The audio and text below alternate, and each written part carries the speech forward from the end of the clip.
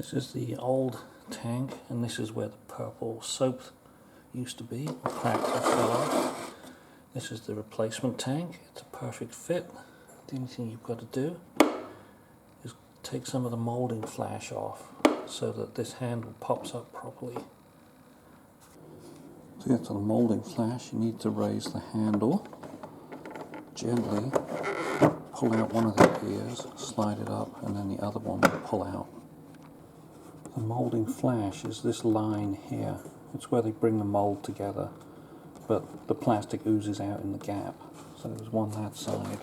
This side feels pretty smooth. So I'll just do this side. Then it should spring up nicely.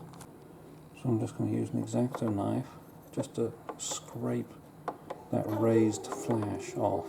I'll have to use both hands.